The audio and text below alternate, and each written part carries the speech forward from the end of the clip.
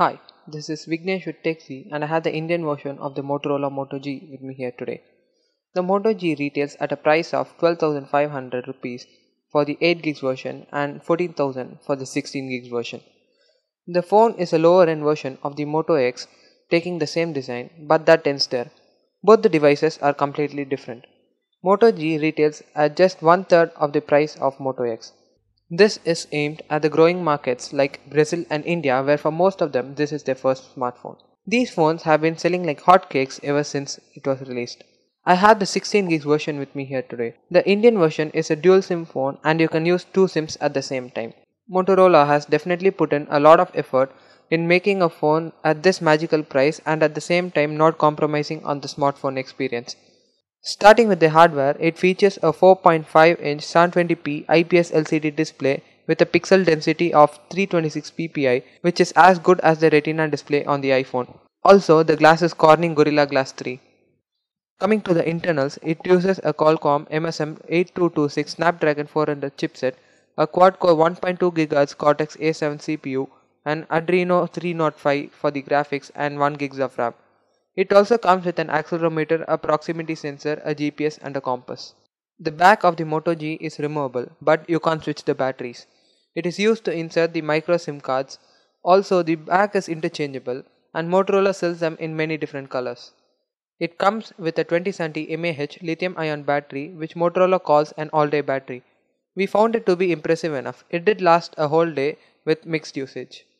The phone comes with a 3.5mm headphone jack on the top, the power button and the volume rocker to the right, and there are no other hardware keys. The micro USB port is at the bottom, which is used for charging and transferring the data. The software is also the biggest part of Moto G. The phone is shipped with Android 4.2, but the first time you boot the phone, you will be asked to upgrade it to Android 4.4.2 KitKat. The OS runs very smooth and you can multitask with a breeze. Most of the gameplay is very well without any frame rate drops and lags. Overall, the Android experience is the way Google intended it to be, excepting for a couple of Motorola apps which are actually useful. Motorola Migrate and Motorola Assist. Migrate lets you easily switch to your Moto G from your old Android phone just by scanning a QR code. It imports the important things like contacts, call logs, your media and a lot of stuff.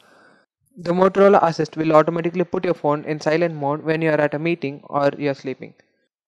The music experience is good, but the included headphones are really bad. I'd recommend you to get your own headphones. The internal speaker which is used for making calls is not that great, but the external one is. For a lot of people, the camera on their phone is extremely important. If you're someone like that, you should definitely stay away from this phone. This phone has a really bad camera. It comes with a 5 megapixel primary camera along with LED flash and a 1.3 megapixel secondary camera. It performs pretty okay outdoors under natural lighting, but it's really bad indoors. Even the HDR mode does not make much difference. Panorama shots are easy to shoot, but again they are not that great. Also the videos are not good enough.